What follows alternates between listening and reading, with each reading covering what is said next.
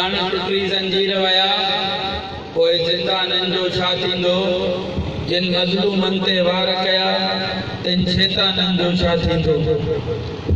जीअं सिंधु देश जीअं साईं जीएम सैयद जीअं शहीद बाबा बशीर खान कुरैशी मुंहिंजा प्यारा भाइरो ऐं दोस्तो अॼु उन्हनि शहीदनि जो ॾींहुं आहे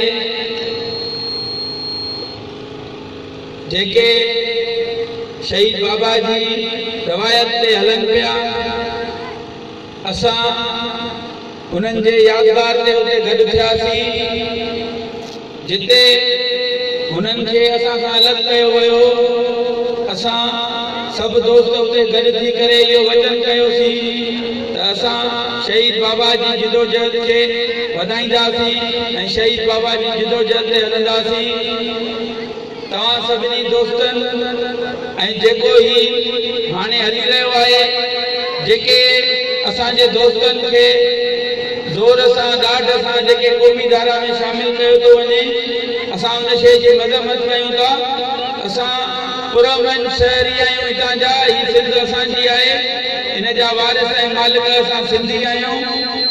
असांजो हक़ आहे त पंहिंजी धरतीअ ते असां हर उन माण्हूअ जो हक़ आहे जंहिंजी जेका धरती आहे उन जो उते हक़ आहे। असां सिंधी माण्हुनि जो बि हक़ आहे त असां पंहिंजा एहतजाज कयूं या असां सां को ॾाढ थिए थो को ज़ुल्म थिए थो उते सभु गॾु थियूं। पर हिते जेको बि कंहिं मसइले ते जेके दोस्त को एहतजाज कनि था या गॾु थियनि था उन्हनि खे लठ जे ज़ोर ते बाठे जे ज़ोर ते उन्हनि खे पंहिंजी पार्टीअ मां धमकियूं ॾिनियूं थियूं वञनि त जीअं पंहिंजी पार्टी छॾियो उन्हनि दोस्तनि जे घरनि ते चढ़ायूं थियनि थियूं। असां इन्हनि शयुनि जी मज़म्मत कयूं था।